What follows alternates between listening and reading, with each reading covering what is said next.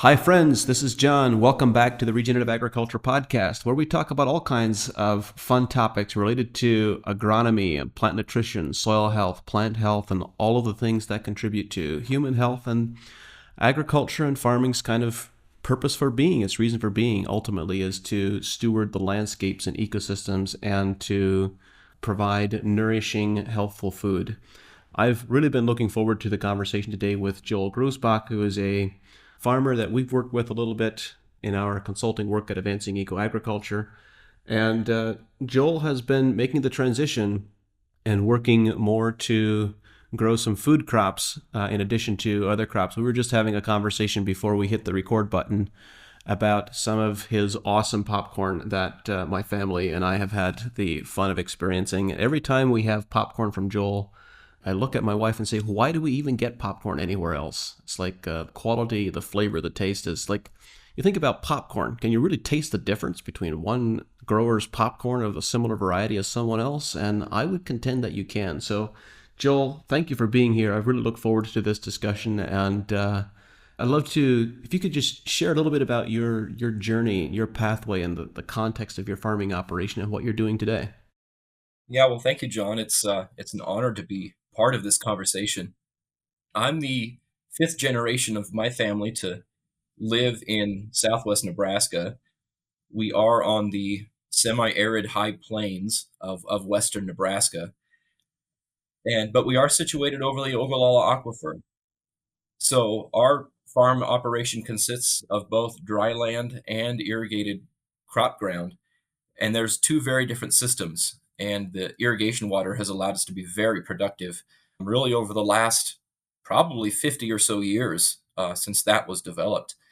We also have native range, and my father has a cow-calf operation, and we do a lot of grazing on crop ground and of cover crops and that sort of thing. So there's a livestock impact on most of the crop ground as well. As John said, in the last few years, I've really been interested in growing food crops. I'm blessed to be located in a community that has several different market opportunities.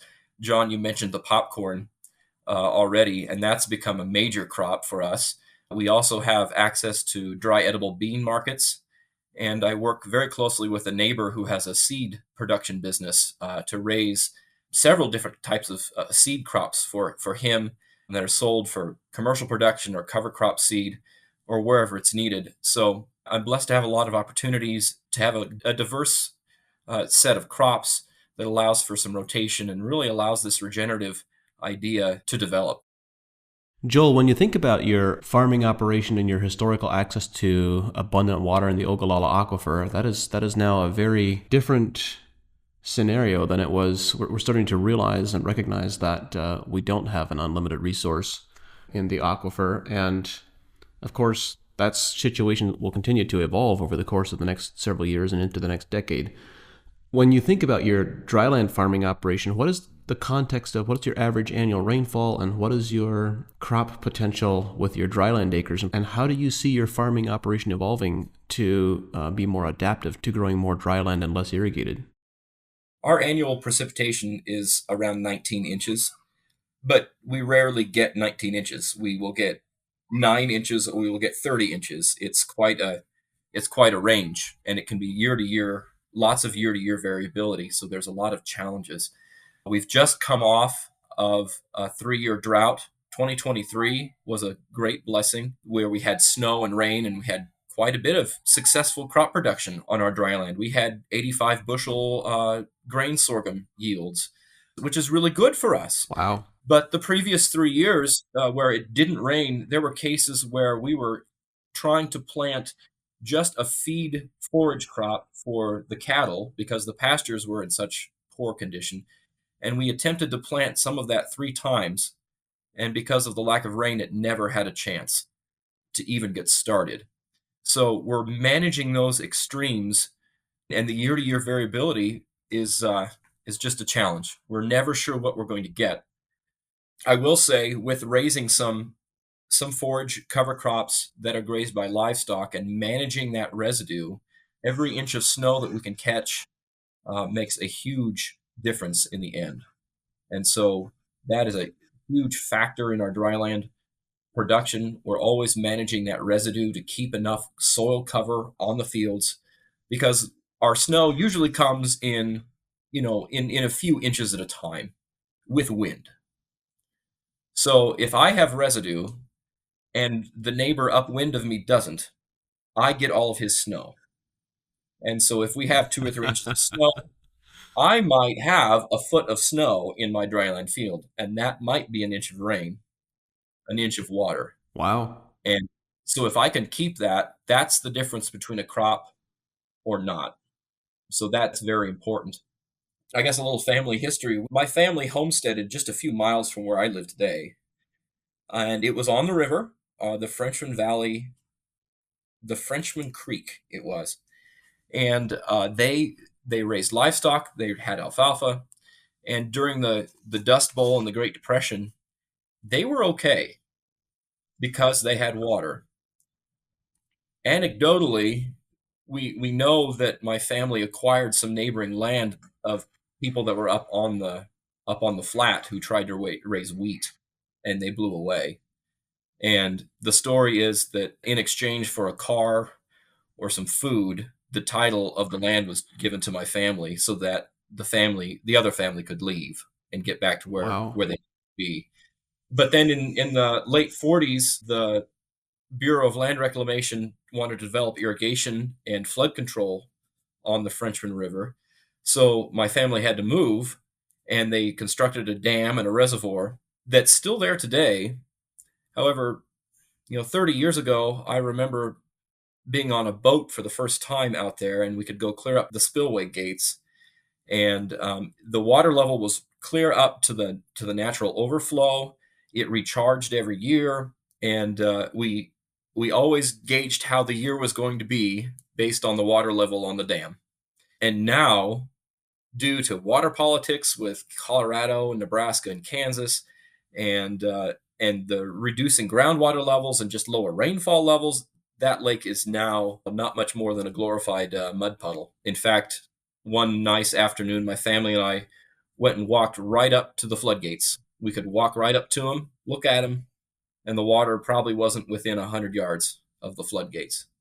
And there's very little hope of that ever filling up again. A lot of the natural springs from the groundwater from the aquifer have dried up and are not flowing. And it's just we're pumping it out of the top faster than the faster they can recharge. Well, I'd like to. You just made an important comment there, Joel. It's unlikely that that reservoir will ever fill up again. And yes, that's true as long as current practices continue, as long as the current water consumption continues, and as long as the current practices continue. But there is so much opportunity for us to manage ecosystems differently. And I haven't really gotten into it yet here in the podcast, and I hope to a lot more in the next couple of months. But I've been fascinated for probably over a decade of understanding the dynamics of the small water cycle and rainfall cycles. And it's fascinating to me to understand that we think that rainfall creates landscapes, but in fact, it's the opposite. Landscapes create rainfall. And that we can manage our terrestrial ecosystems. We can manage our soil cover, our crops, trees. Doesn't even have to be trees, but particularly trees and grazing land and grassland. Grassland more so than trees has the ability to create rain in a local ecosystem. And so I'm excited and encouraged by the awareness that I have and that I hope to share with other people that the possibility exists to regenerate local ecosystem level rainfall and rain regulation. But it's going to require significant cooperation and perhaps some very different models of agriculture than what are currently in place. And I'm not under the delusion that such a change is going to be easy, and it will probably only come when at the point of no return. It seems there's this characteristic of humans that you have to walk all the way up to the edge of a cliff, at least collectively we have to.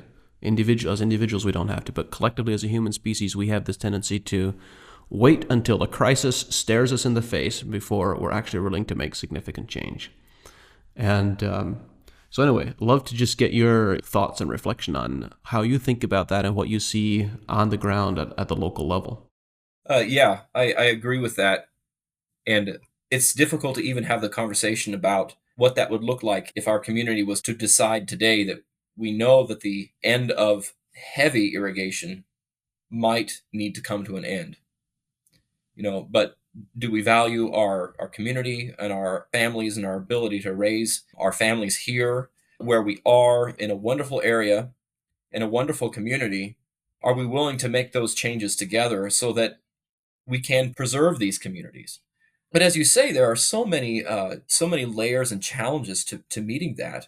When we think about the business models that are based on irrigation and the high production and high yields, my concern is even now, even today, we run the risk of overextending ourselves as a business model because we assume that we can have the highest yields and the highest prices every year. And in Southwest Nebraska, that's just not the case. We are so variable and so fragile that it can all fall apart very quickly, whether that's an extended drought or a hailstorm that completely mows down a crop in 20 minutes. And I mean decimate a crop in 20 minutes. Yeah, I've seen fields in your area of mature corn that look like a brush hog went over them. Oh yeah. Yes, and much more efficiently than a brush hog too. It's remarkable. They're shredded. They're absolutely shredded. And we're also dealing with land values.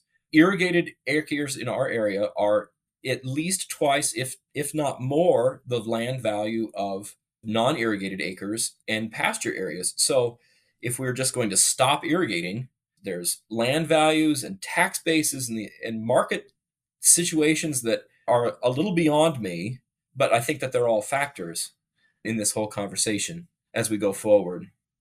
And and even what we want to grow. I mean, corn is the big crop. There's a lot of cattle out here that think they need corn, and there's going to be more cattle in this area in the next few years. There's a couple of very large feedlots that are being constructed as we speak, and we're already in a corn deficit area. Well, that may not be possible if we're not able to irrigate as heavily as we have. But cattle can eat grass too.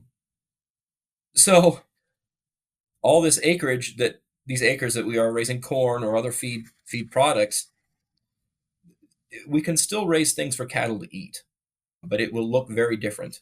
And I hope that we can see this challenge approaching. I know the state of Kansas here in the last couple of years went from a planned depletion model of the aquifer to a conservation model. And that was a mindset shift for them because they knew in western Kansas over the aquifer that if they pump it to depletion, nothing will be left. So at least in their thinking, that has changed to a conservation model. And of course, what that looks like for them is up to their local context. But I hope that we can start having that conversation too. And I think with the challenge of the recent drought and the amount of water that we've pumped to maintain the yields that we want, people are wary and are beginning to see that this might not work as we think it will or want it to. Well, I think anyone with a bit of foresight can see that the situation, kind of the status quo, is going to come to an end, either voluntarily or involuntarily. So it's really a question of good leadership exceptional leadership, really, to navigate that situation, hopefully bring that to a less painful transition rather than a more painful transition. But yeah, and related to that, it's been a couple of years since I've seen some of this data, but at one point the estimate was that we could use 7 acre inches of water per year and still maintain ground flows and aquifer recharge. And so that 7 inches a year has been a number in my head that if I can structure my operation around 7-inch average, maybe not every year, but an average of 7 inches a year, that's a direction to go. And to just plan that way and to be realistic about what we can yield in Southwest Nebraska with 7 inches of water, and to work in that direction and build the business model on that rather than pretending that we live in Illinois where water usually isn't the problem that we have. well, when you stop to think about it, if I'm understanding you correctly, and this, I want to make sure I'm getting this clear, but I'm assuming your 7 inches of water is your ability to irrigate across all acres. Is that right? That's true, yes. So when you think about the variation that you described, I mean, 19 inches of water is, as an average, is not. You can grow a crop with that. But then to the point that you made is you get these cycles where you have 30 plus inches some years and less than a dozen inches other years. But what that means is, depending on the timing of when you get the rainfall, the years that you get 30 inches, you probably don't need any irrigation. And so you could double up on the dry years. That's true. Often our rainfall events come in large amounts. So we'll have 7 inches of rain over 3 days. And Yikes. yeah, you're right. And yeah, that's a unique challenge. But by August, September, we can be dry again.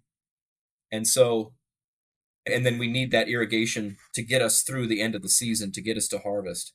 And so we're never more than about 45 days from a really destructive drought. If we don't get rain in 30 days, we're in bad shape, but things are still alive. If we don't get rain in 45 days, things are dying and deteriorating. And we can have stretches in times of the year where that happens. Even on a wet year, that can happen.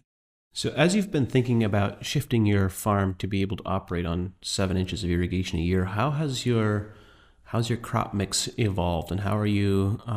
What crops are you growing differently today from what you have in the past? We touched a bit on popcorn. You said you have good access to dry and bean markets. You're doing some cover crop seed, but give us some insights into what your specific crop cycle and scale might look like. Right. Trying to look at crops that are best suited for arid environments is really a first step. So we used to raise primarily corn on our irrigated acres, and it involved conventional tillage, conventional fertilizer. On the dry land, it was usually a wheat fallow rotation with a lot of tillage.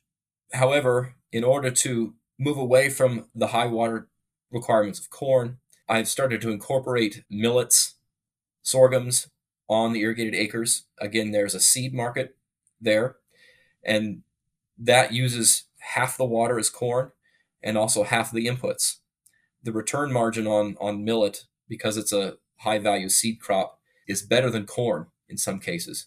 But it is a challenge to harvest, and the timing is rather critical. So using that in a rotation is very valuable.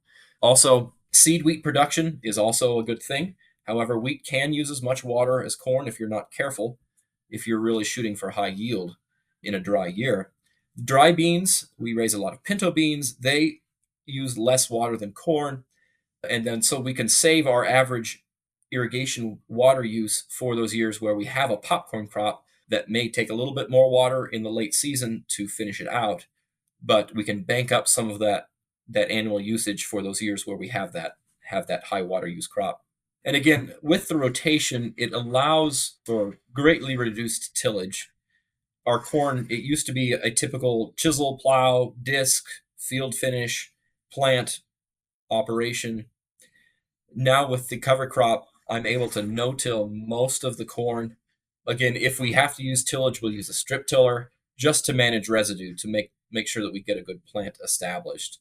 But the goal is to be able to no-till as much as possible, retain all the residue that we can, and even in the case of pinto beans, where broadleaf weeds are always a challenge, no-tilling pinto beans into good cover crop residue or good crop residue is an excellent tool for managing weeds.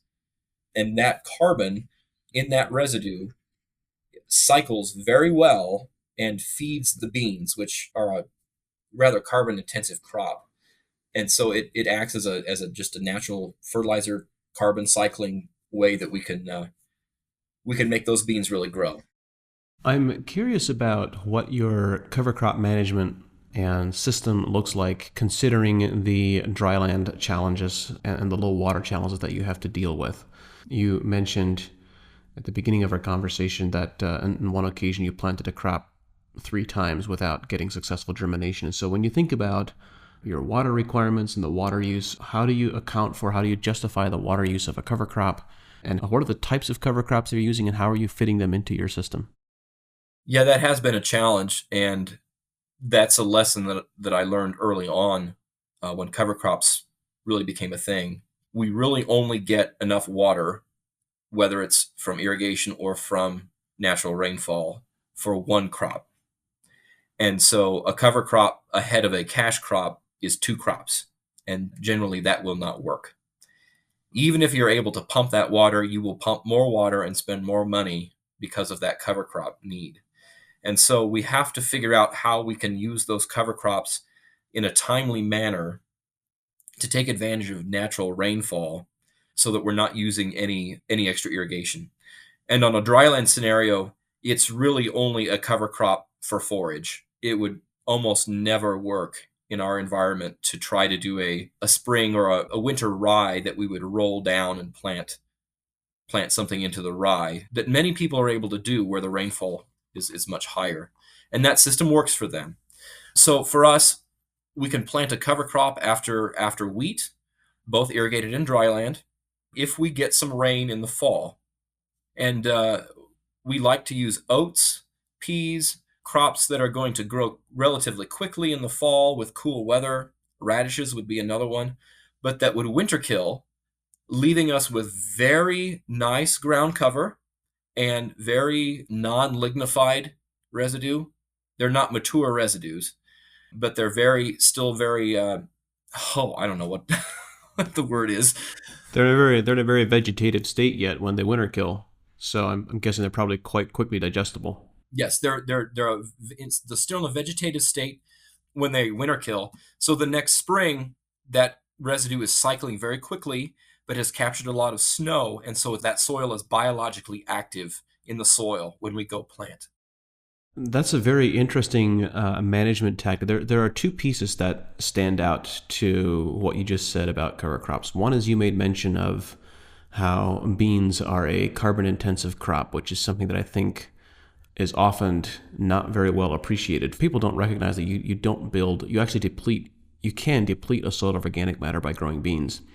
And you certainly don't build organic matter by growing beans. So you're using your cover crop residue to provide carbon dioxide to the crop and also carbon to the soil while you're growing a bean crop, which I think is such a valuable tool. It's so frequently that we see carbon dioxide being a limiting factor in crop development, although in your environment, I'm sure that's water occasionally as well.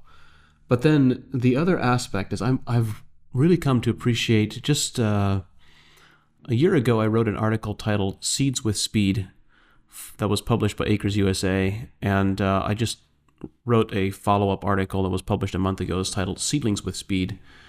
And I've really come to appreciate, based on Dr. James White's work and other microbiologists and plant pathologists, that those first 2 weeks after a seed germinates, it is critical to get that root system colonized with healthy, beneficial bacteria. And that if you don't, you're starting off 2 steps behind with 2 left feet that are all thumbs for the rest of the crop season. From a disease susceptibility perspective, from a nutrient absorption perspective, I guess those first couple of weeks in microbially active soil are critical. And what you're describing is being able to have that cover crop residue that is actively being decomposed and having very biologically active soil, and then planting seed into that. I can see that being a tremendous win to get seeds to germinate and emerge and begin growing very, very quickly. Oh, yes.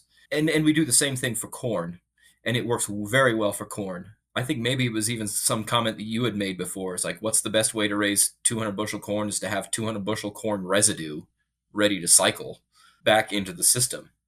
And so having those oats and the peas and the radishes that are vegetative and cycling, and the nutrients are becoming available and the biology is really working, it is as if you are planting into your garden, even in Southwest Nebraska. But that residue catches the snowfall, so we have good soil moisture to start.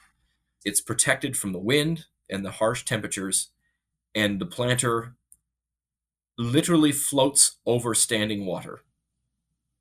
I had those conditions this last spring with the spring rains that we had, where the cover crop residue and soil structure was able to support the planter, and my tires were wet. Not muddy, just wet. Wow. And I went over, planted the popcorn in this case, and had no problems. All right, I'm trying to wrap my mind around this one. Let's dig a little bit deeper. So how do you have water without having mud and being able to support a planter? Because when I hear you describe that, my thought process goes something like, well, what you're describing is that you have good soil microbial activity on the surface, but why do you have water on the surface? Do you not have good infiltration? Why is there standing water on the surface and it's not moving deep into the soil profile if you have all this biological activity? Well, and it's certainly not over the whole field, but all those factors, former roots from old plants and biological activity and all those things are certainly taking the water in. And it's not as if I'm planting through a lake, don't misunderstand, but the soil is wet enough that it is actually sponging out the water as I go across the top. And there's enough porosity, biological structure, root structure that hasn't been disturbed in enough years that it's just spongy, Wow. and the water is able to come out, and it's not muddy because it hasn't been disturbed. It's not muddy, but it is spongy. That's an incredible anecdote, Joel. I love it. Now these conditions are somewhat rare, but it is something that I'm trying to develop every year so that the snow that we do get is there, the cover crop residue is there, and give it every management tool from my end that I can give that field, everything that I can control, that I will give it the best shot that it can. Joel, I want to get into a bit into. We've talked a bit about how your cropping system and cover crops have evolved, but the transition that you're describing is not. I'm sure it's not a transition that happened overnight, but that it was gradual and there were different pieces that came at different times. But I want to also dig a bit into the agronomy. And when you describe such a degree of activity from crop residue and from having such a spongy soil texture, I know that that translates to a soil that has the ability to deliver a lot more nutrition much more effectively. And so I'm really curious, like from your mind, what was the journey to get to that point from an agronomy management perspective, and how does your fertility management today contrast to what it looked like when this journey began? And by the way, what was the timeline? What timeline are we talking about when you started making this transition? Is it a decade ago? It was 2017. We had an opportunity to begin some organic production. We had some two irrigated pivots that were in a set aside program to reduce some irrigation water. And once that contract was up, it had been 10 years. And so there was no transition period into organic. So right away, we were able to begin organic production. Well, I knew very little about organic other than it took a lot of paperwork and certification. But my mindset was just that we replace conventional fertilizers with organic fertilizers, and it's just that simple.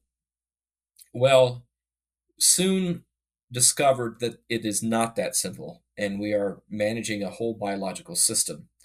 And you can't buy enough, quote, organic nitrogen to raise corn like you would conventional. If you're putting on 200 pounds of nitrogen, trying to buy 200 pounds of organic nitrogen it might be a challenge for you.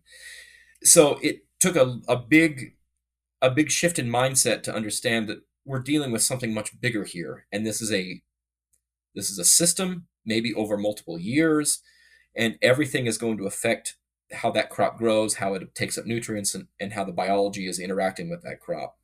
I think that was the time when I first was introduced to you, John, and David Miller, and maybe there was a meeting down at in Kansas someplace that I got to hear you both talk, and really unlocked this idea of micronutrients and enzyme cofactors and amino acids, and how nitrogen really in the nitrate form is really not good for your plants, and how the plant can get nitrogen from the soil bacteria. I mean, we always think about legumes fixing nitrogen, but that never is really understood. It's just we think it's a fact, but yet we fertilize, or often conventional legumes, beans are fertilized with a lot of nitrate fertilizer.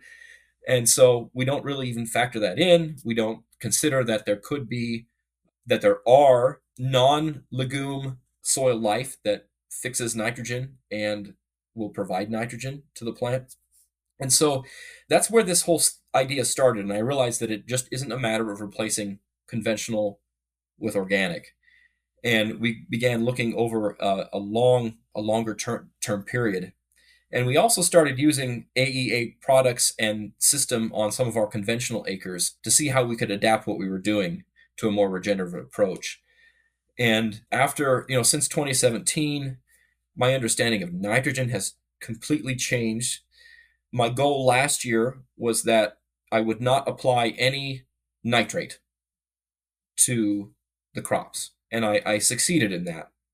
Now, what the soil does with that after it's applied might be out of our control somewhat, but avoiding all nitrate fertilizer, focusing more on ammonium and urea.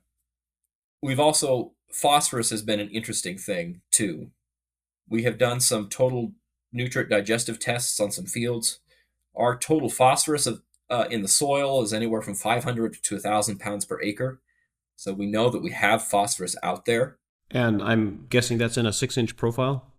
That's in a 6-inch profile, yes.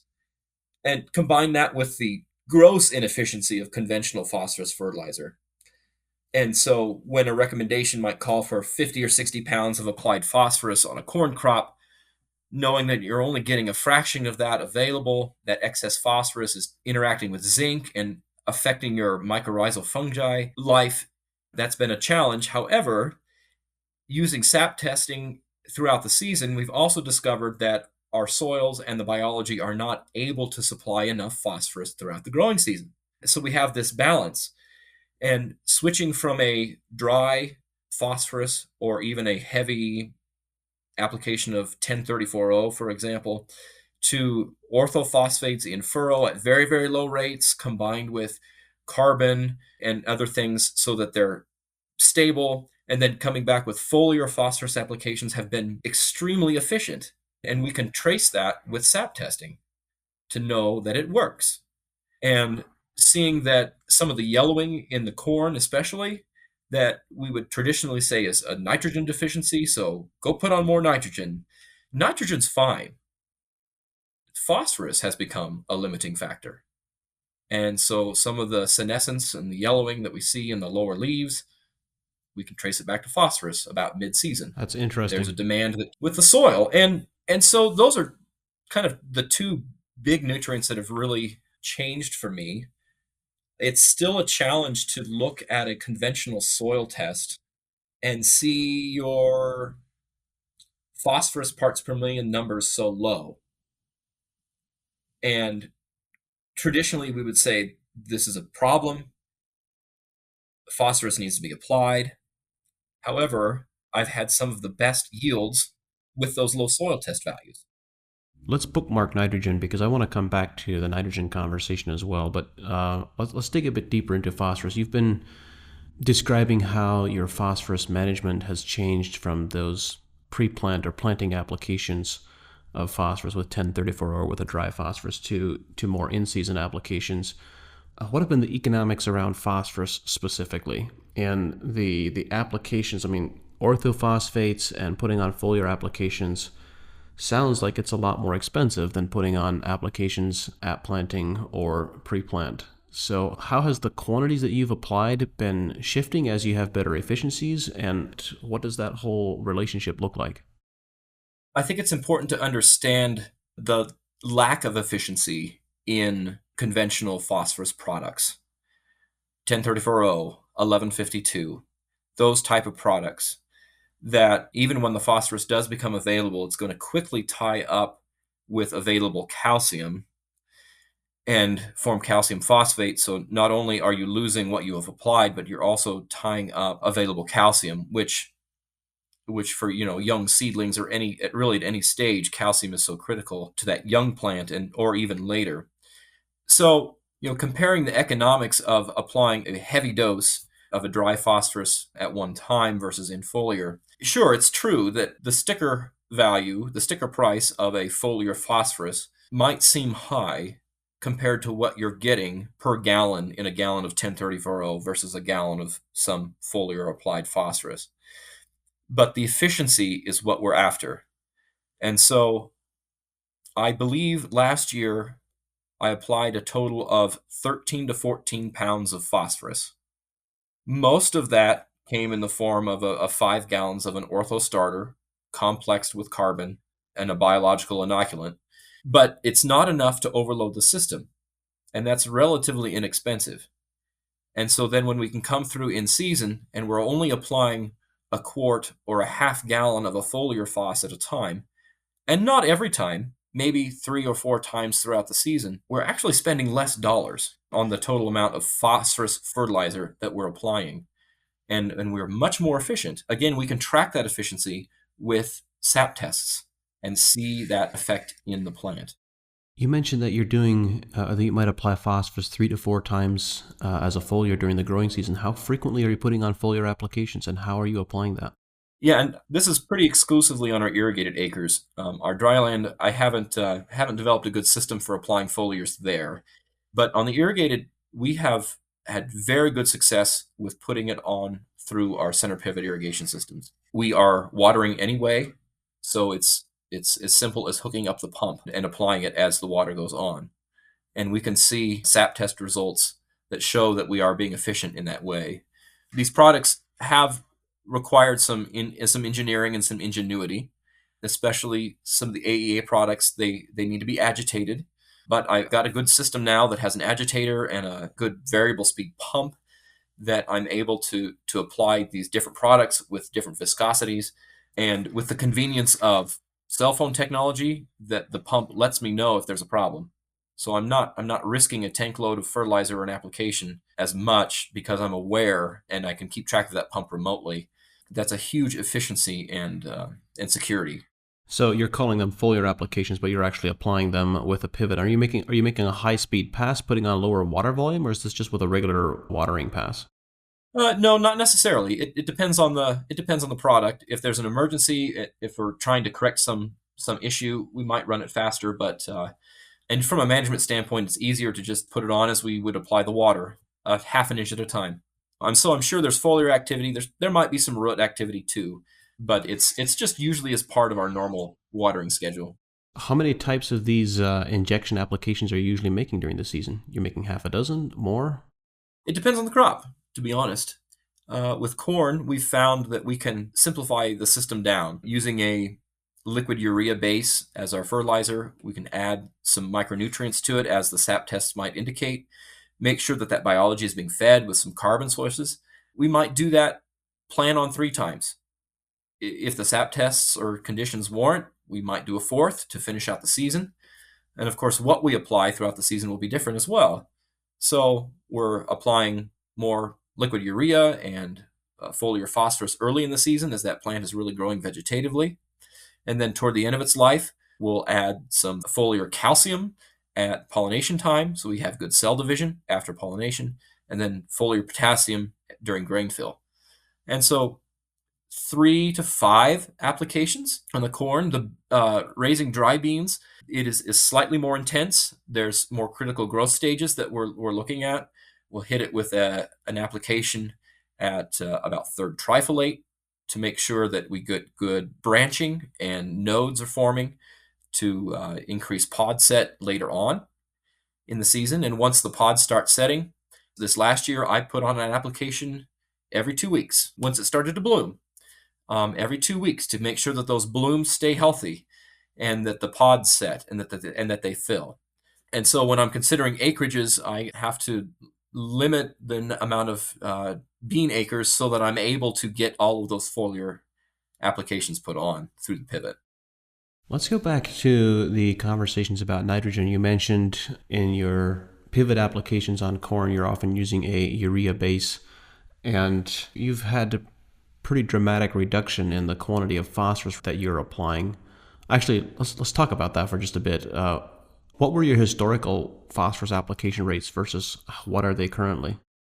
Historically, of course, depending on soil tests, we would always base it on that. If the numbers were really low and if the budget would allow, we would apply upwards of 60 pounds of phosphorus, both as a dry and as a liquid in combination. And so this last year, cutting it down to 13, 14 pounds, that's a pretty dramatic reduction in the phosphorus applied. a couple of years ago, I really wanted to see if there was a difference. And so on one field of popcorn, I used a strip tiller and applied dry phosphorus. And so we had the 60 pounds of phosphorus between the dry and the liquid. And on the other, we used the low rate of orthophos and then foliar throughout the season. And I used sap testing to compare the two. Now, this is a 1-year study, but that's what I have. And the field that had the full conventional rate of phosphorus applied struggled all year to have a sufficient phosphorus level. It also suffered from a zinc deficiency. That's interesting. It also had an infection of Xanthomonas, or bacterial leaf streak. And if you look in your mineral nutrition and plant disease book, zinc can be a factor in Xanthomonas infections. So, 60 pounds of phos with these issues compared to 13 or 14 pounds of phosphorus with none of those issues was enough of a story for me to say, this is the direction to go. Well, I think the piece that you have just described that is such a powerful tool for so many growers is the use of sap analysis to actually validate and to actually verify what is the actual measured plant nutrient absorption. And I find it intriguing that sap analysis has not been more widely adopted by agronomy companies. And I'm more than a bit suspicious that it's related to the fact that it accurately shows exactly how products are performing, and that might not be so healthy for a lot of the products that are used in the agricultural space. Yeah, interesting conversation. So let's come back to the nitrogen discussion. How has your nitrogen evolved, and what management evolved, and what has your pathway been there? I can remember learning to drive by hauling anhydrous trailers. I was able to get my hours for my driver's license by hauling anhydrous tanks. That was certainly not high-speed operation, but that's how I got my driver's license. And so we used to apply a lot of anhydrous ammonia. We stopped that quite some time ago. It just wasn't safe, and we knew this wasn't working. And so then we switched to urea ammonium nitrate, 32% or 28005 solutions through the pivot. And in addition to starter programs and some dry urea as well. But upwards of at least 200 pounds per acre, if not more. Realistically, 235, 240 pounds of nitrogen, always including that nitrate package component. And that's how the soil tests measure nitrate. The conventional wisdom is that's how plants absorb nitrogen, so that's what you need. Well, from the education that I've received from you, John, and David, and all of your consultants about nitrogen and how nitrate is taxing to that plant and takes a certain percentage of the plant's energy to even get it converted back into a usable form of nitrogen, and understanding that it's a vegetative growth driver. And if we're grain producers, we want to raise grain. We're not interested in making hay unless that's what you're grazing, of course. So, and then understanding that plants can absorb nitrogen in the form of ammonia, and most especially important, the form of biological nitrogen as amino acids, which is amazing to think that the soil can do that for a plant and give it a pre-packaged amino acid that's ready to go, and it doesn't expend the energy. So I mentioned earlier that this last year my goal was to not apply any nitrate onto my crops. And by and large, I succeeded in that. So I used ammonium sulfate. We do need sulfur, and that's a good source for us. The soil biology seems to like ammonium sulfate. And so we applied that as a dry product. And then with the pivot through the season, applied a liquid urea. And that's a 2100 formulation.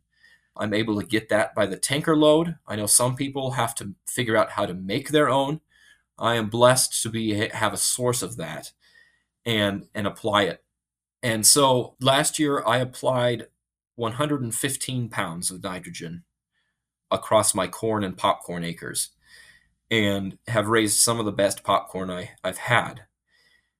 And what the SAP test showed us is that we were never deficient in nitrogen. And our nitrates, we've always had nitrates in the plant, but the levels were greatly reduced.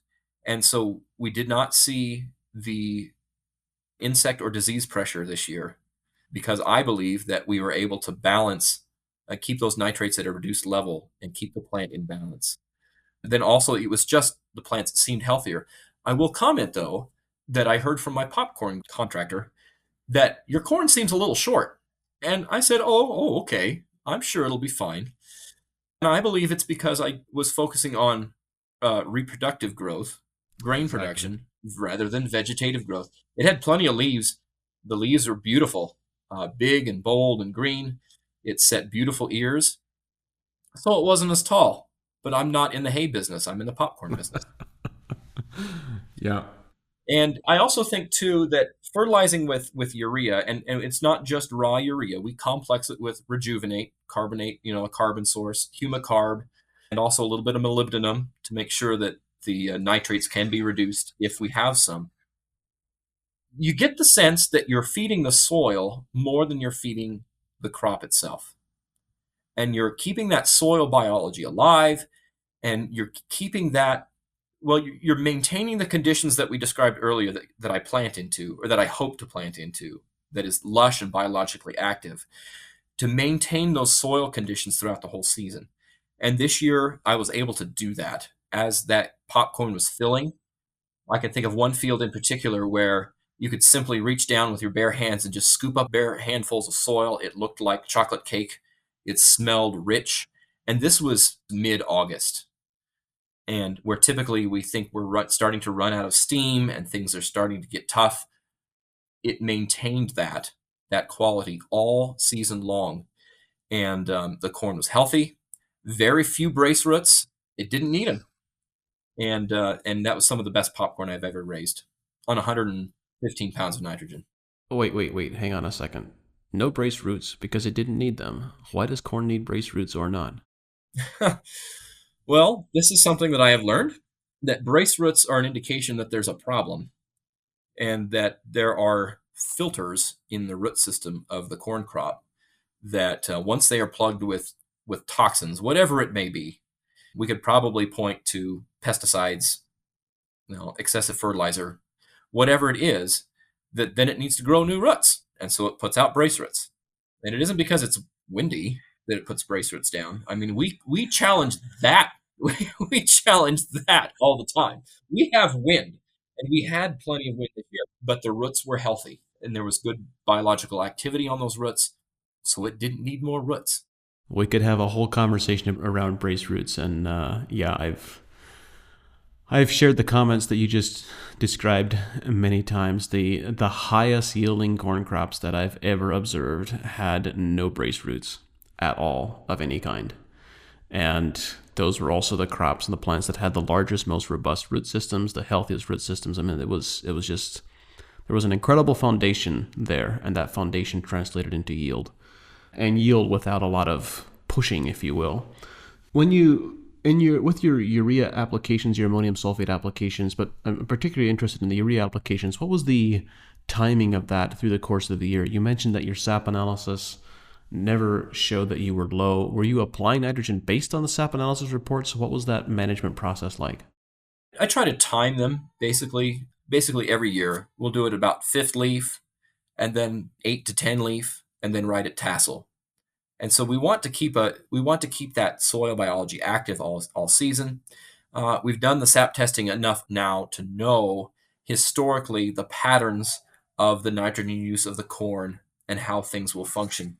So that's another aspect of the SAP testing, is that once you've done it enough and you have enough data, it can almost be used as a predictor tool, so that we know throughout the season at about this stage in my field, in my soils, I'm probably going to need a little bit of nitrogen or a little bit of phosphorus or something. And so it becomes almost just a management decision to say, it's okay for me to apply 10 pounds of nitrogen as urea with some carbon and some micronutrients just to make sure that the plant stays healthy. And we'll continue to monitor it, because you think about, if you're cutting your rates almost in half already, you're already saving on your bottom line. And I would say that this year especially was one of the first years that I could say that I definitely had a reduced fertilizer budget. And not because I used some fancy biological product, because they cost some money too, but because the system finally worked that I just simply didn't need it, if that makes sense. When you say the system finally worked and that you have a reduced fertilizer budget as a result of that, what did you observe or what did you experience that gives you that perspective? Um, and again, when you're looking at the systems approach, you're looking at what the previous crop was and how you manage that residue and what you used at different growth stages. We've tried so many different little scenarios over the past few years, trying to learn to manage these nutrients. And based on sap test history and experience, I kind of know what to expect or what to predict. And I know that I can reduce nitrogen by this much using urea as a much more efficient fertilizer source. And I know that I'm going to get the response out of my crops that would take double the amount of a 32% solution or something like that. So there's enough experience, there's enough data history from SAP testing to know that, okay, I am comfortable reducing my fertilizer rates by this much, and I can now save myself this much money. I think that's a challenge if people are trying to get into this and they hear these promises of, well, you're going to reduce your fertilizer budget this much, or you're going to get away fertilizers entirely. Well, maybe, but you've got to earn that right. You had better not guess while you're making the transition. That's exactly right. There's no guessing. And the realization that the current or the conventional system of how we were growing things was so dependent on fertilizer and was that degrading, and our soils have been degraded that much that it's going to take years of experimentation and rebuilding to get to the point where you can finally say, yes, I can reduce these amounts and be comfortable going into it and have the results at the end of the year to know that you are correct. I've missed asking the question I asked about the economics of phosphorus applications, and I'd like to also ask that about your nitrogen applications. You're applying much smaller quantities of N in terms of pounds per acre, but you're applying more expensive forms of N on a per pound or per unit basis in the container. And then, of course, you're adding additives to it with the rejuvenate and the humicarb and the molybdenum to support and enhance biology and converting that into amino acids, which that nitrogen efficiency program, I've seen that do some really remarkable stuff to soil and soil biology. And so it's a lot of fun to watch that in the field. But what have the economics of your change in nitrogen management looked like for you? Well, you're right when you say that we may be applying fewer pounds of nitrogen, but we are adding some biologicals, the rejuvenate, humicarb, molybdenum. But again, even those rates are not that high. You're looking at 3% for rejuvenate and humicarb of your total solution and a pint of molybdenum. So you might have $10 an acre in those products. But if you've cut your nitrogen in half, you have money to spend. And by gaining that nitrogen, the efficiency of that nitrogen program, you're making the whole thing work better. You're spending your money on things that are actually going to work. And you can see that come out. Joel, to hear the journey that you've been on and that the data collection that you've done I think this is such a fundamental piece. There are many growers, I believe, who are very interested in figuring out how to transition and how to begin going down this pathway of regen ag. But it's often a very uncomfortable conversation because it feels as if though they're taking significant risks because they're hearing these stories that, well, regeneration and starting down this regenerative agronomy pathway is about reducing fertilizer inputs and significantly reducing nitrogen, phosphorus, etc.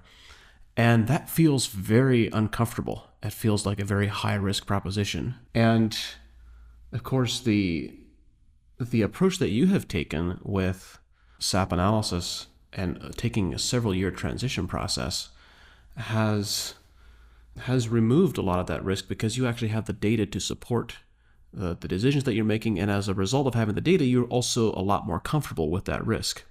But the question that I have for you is, within that context, that setting, there's this overarching kind of narrative or objective of rebuilding soil biology. And given the journey that you've been on, I'm surprised that your nitrogen applications aren't lower than they are. You've cut them by, what is it? You're now down to 65%, or no, sorry, you're down to 45% of what you were a couple of years ago. But we've worked with many growers who have gone farther, who've cut even less, and so have cut even more nitrogen applications, but they're also in higher rainfall areas with higher organic matter. But I think the real question that I want to ask is, as you have continued with these nitrogen applications and phosphorus applications, albeit in a reduced application rates, what shifts have you seen in your soil microbial population?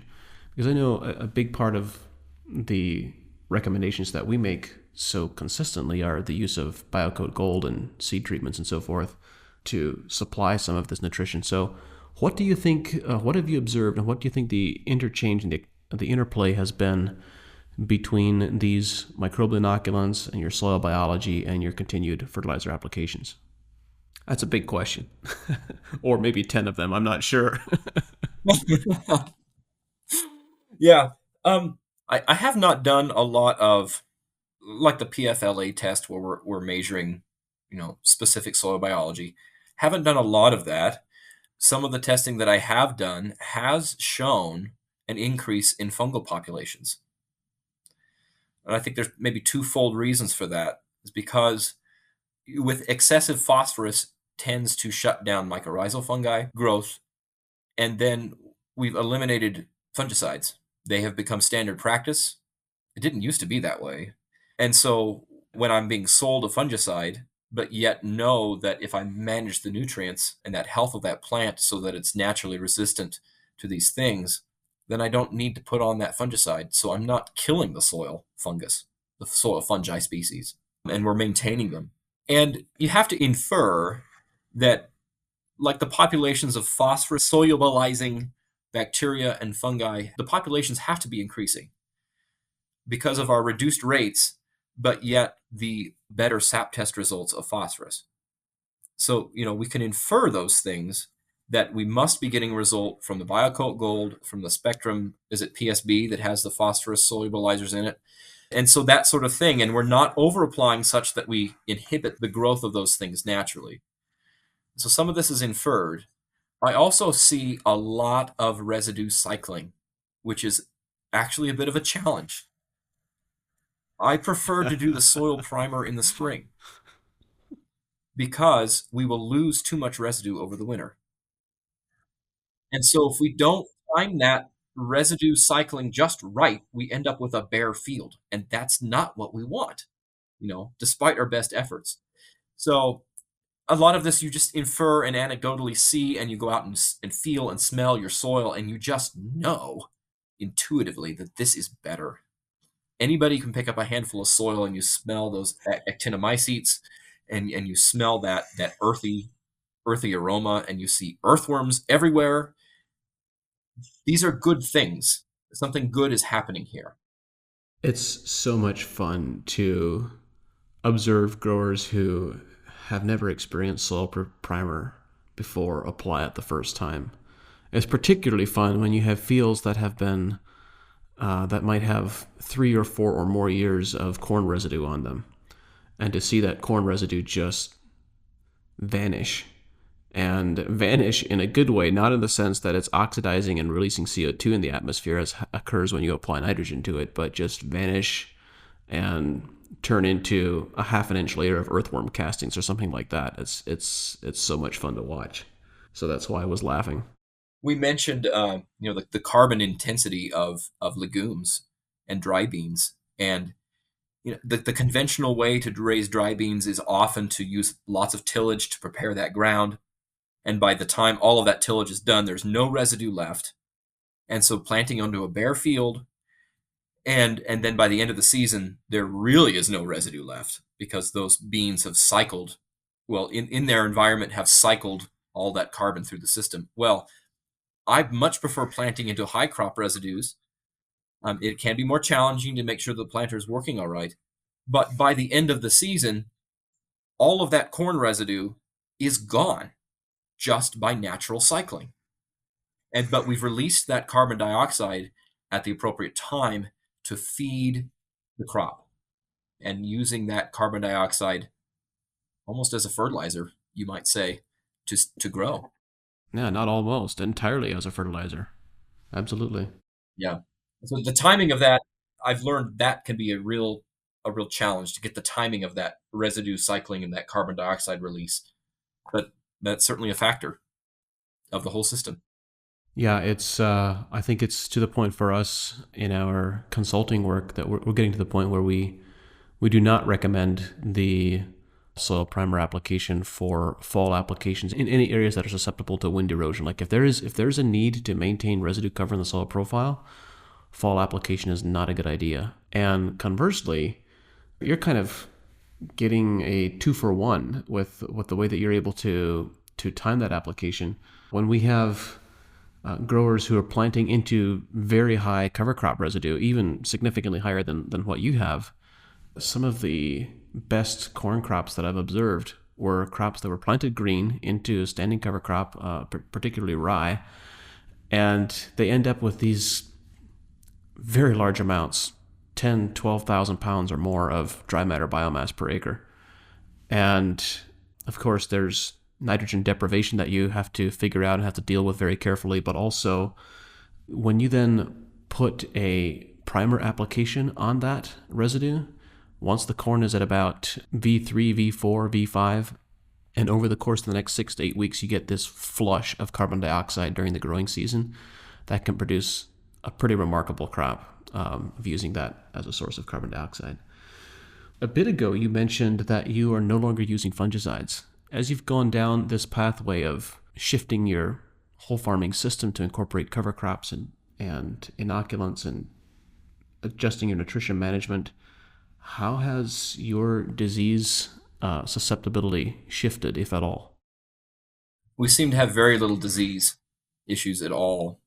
That was a huge factor for me when I wanted to pursue raising food grade crops, because I think we've used GMO technology and these sort of ideas as a crutch, saying it's so much easier to just raise GMO corn, and you won't have to do all these things. Of course, now the standard practice is that every acre everywhere gets a fungicide of some type at some point, sometimes multiple times during the year. But I knew that raising food crops, there's going to be higher nutrient management there anyway. And if managing the nutrients and the health of that plant in such a way that it's just naturally resistant to diseases and insects, then that's ultimately healthier for the person that's eating this popcorn or these pinto beans, which is really what we are doing. We are raising food that human beings are going to eat. So it's not to say that we'll never have a disease, but we can use nutrients to manage that crop health so that they're naturally resistant. Dry beans are another example. Some people say that they're like sheep looking for a way to die. That has not been my experience at all. Pinto beans can be a lot of fun to raise. They are management intensive, but learning how to manage that plant health, it can make them resistant to all of the white molds and the blights and all these things that we're typically concerned about. I have seen mushrooms growing in my pinto bean fields. And is that some sort of pathogen that is going to come and attack the plant?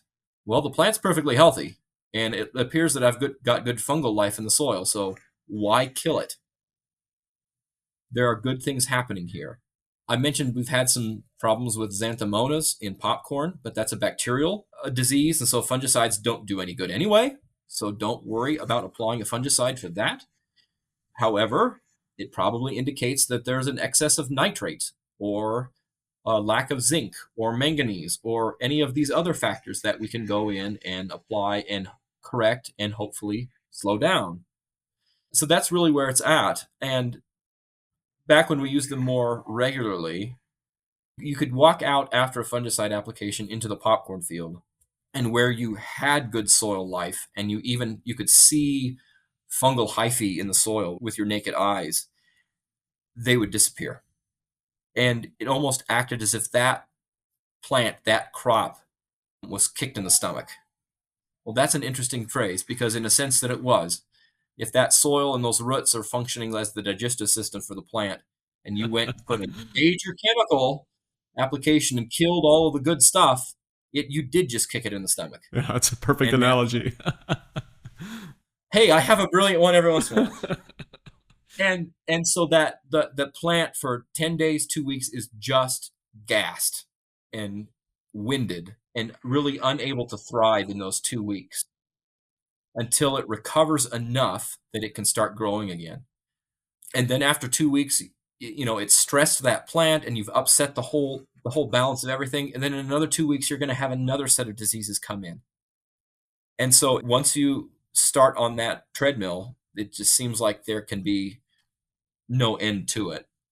And so we take great care in managing that plant health so that we do not have to do that. If the plant is dying and the crop needs to be saved, I would probably consider it. However, as a standard practice, we want to be proactive and manage this before we even have the problem.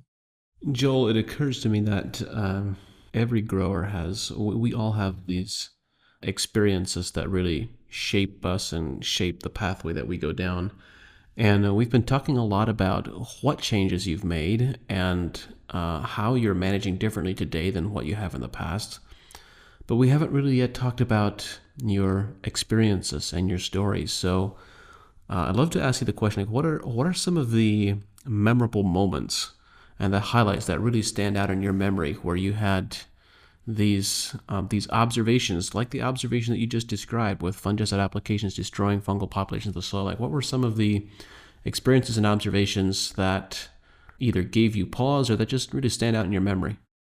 Well, I can think, really, my family has been thinking forward for as long as that I can remember. My father has always looked to doing things better.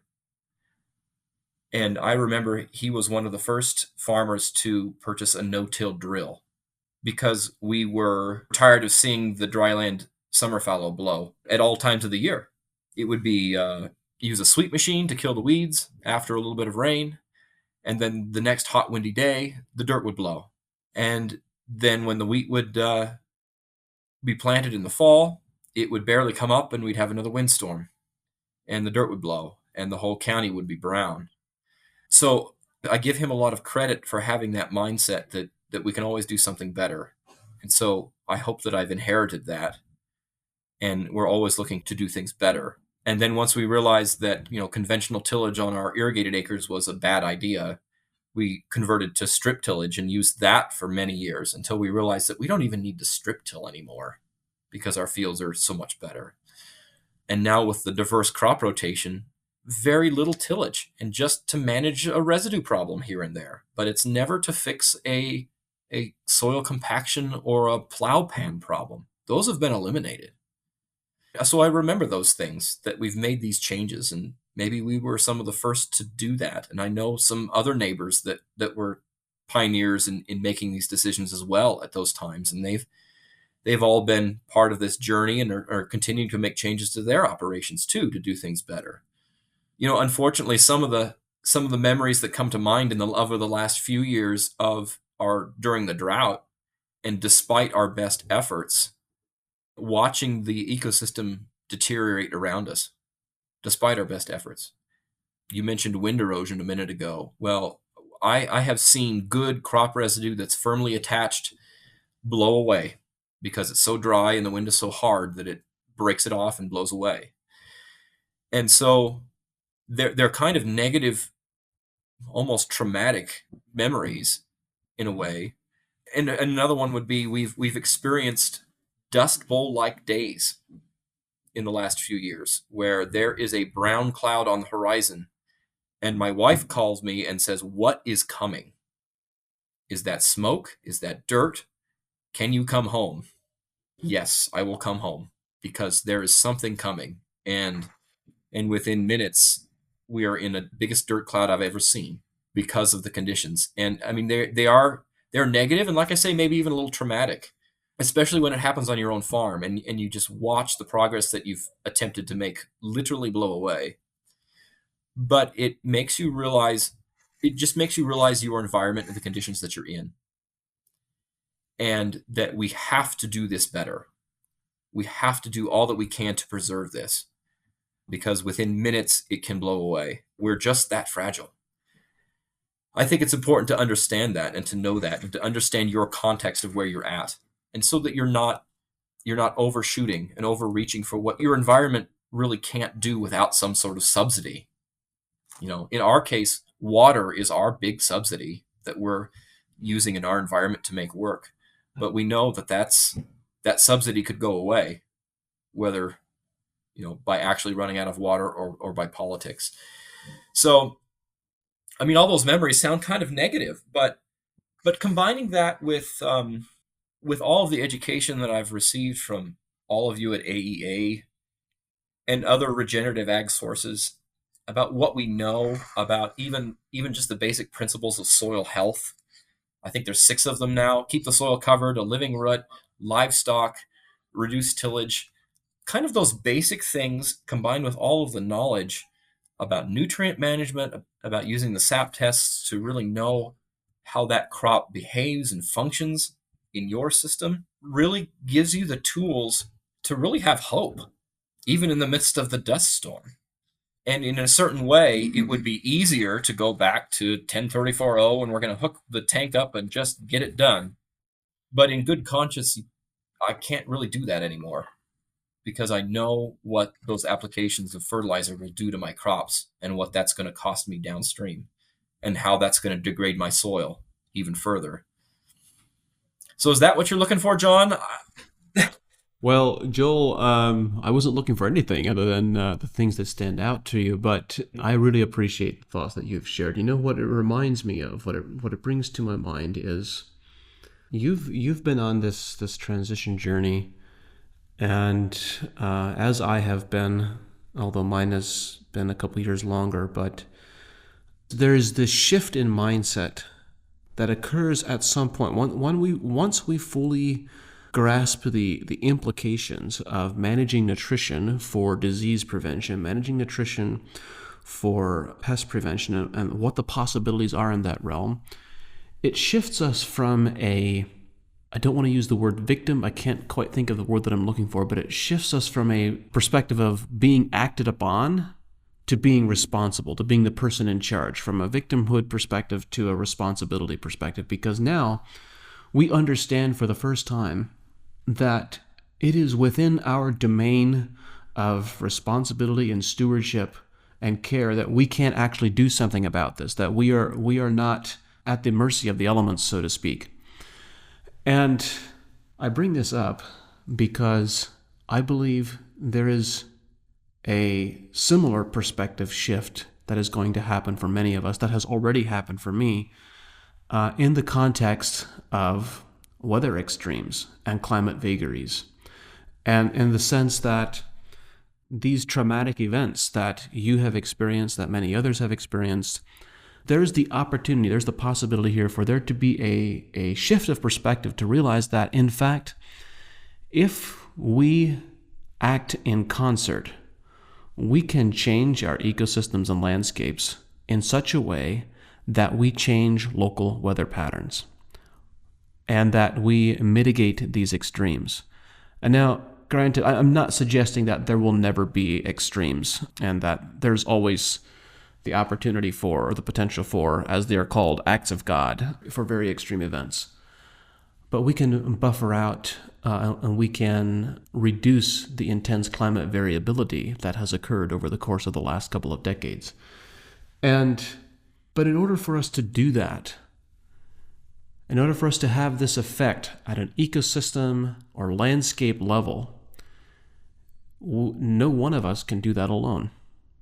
It takes an entire community. It takes all of us to reach out and to share what we have learned with the others around us and to rally the entire community around this different level of knowing or an understanding and appreciation of what is possible from an ecosystem management perspective. And to the points that you shared about not in good conscience being able to go back anymore to a system that may have been easier, there's an element of being part of a community, of caring for each other, of reaching out to each other, of the phrase that comes to mind is truly being your brother's keeper. If once we have this knowledge of what the possibilities are and how these ecosystems can be managed differently, are we just going to go about our life and be silent? Or are we actively going to reach out and to communicate to other people about what we have learned and what the possibilities really are and inspire other people. So I think it's that the work that you are doing and the fact that you're here having this conversation, sharing your story with other people, and you and thousands of other people are on this pathway. We're all on our own pathway, but the fact that we are here and the fact that we're having this conversation gives me a lot of hope and courage and inspiration for the future, because I believe that it's possible things may have to get worse before they can get better, but collectively we know what is required and we have what it takes to create a better future. So, yeah, love to get your reaction, your response to what I just shared. Yes, this idea of regeneration, and I appreciate what you're attempting to put into words. This idea that well, how did you say it? That we can take responsibility for these things, and that we're not just reacting to conditions or crop circumstances, but we can be proactive. We can be responsible for how we are raising our crops. I think that mindset, even for me personally and for my family, has begun to translate into really all areas of life. I regret not having more of a business education. I went to college, but I regret not learning more from a business management standpoint. But having learned to think about things in a systems approach, think about things in a regenerative way, and take responsibility for these things, one of the next steps for me and my family is to really learn how to manage the business aspect of our farm, and not just take what the bank gives you or what your accountant gives you, but to really know and have a purpose for what your money is doing, what you want to use it for, and to be good stewards of that. Even in our own health, my wife and I are both looking at some different ways of being healthy that will improve our quality of life.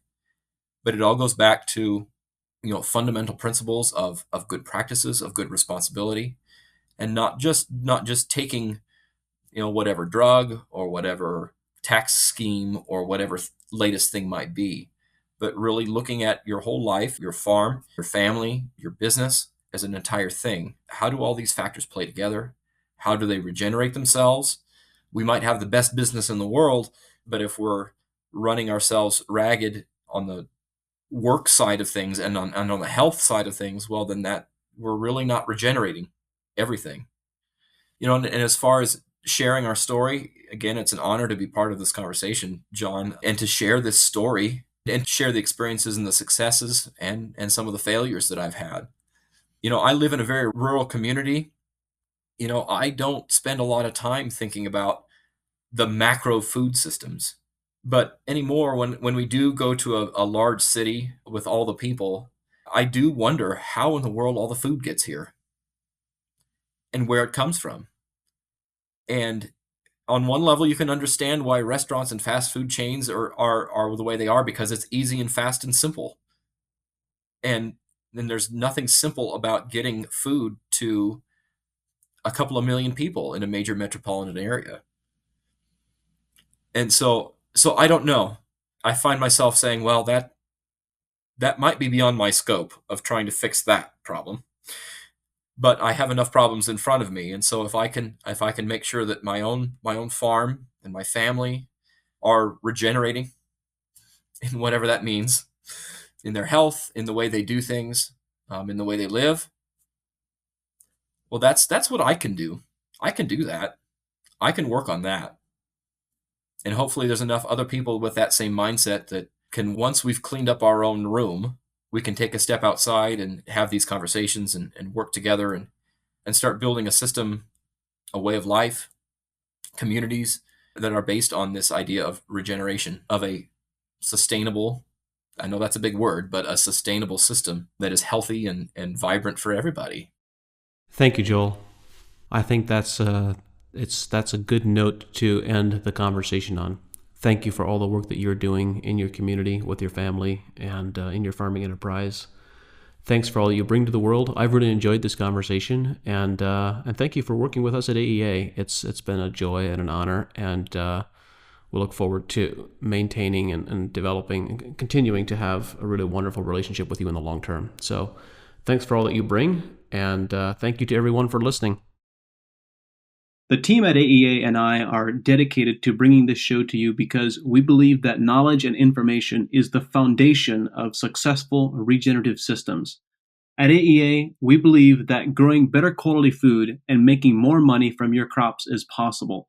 And since 2006, we've worked with leading professional growers to help them do just that. At AEA, we don't guess, we test, we analyze, and we provide recommendations based on scientific data, knowledge, and experience. We've developed products that are uniquely positioned to help growers make more money with regenerative agriculture. If you are a professional grower who believes in testing instead of guessing, someone who believes in a better, more regenerative way to grow, visit advancingecoag.com and contact us to see if AEA is right for you. Thank you for listening, and we look forward to working with you.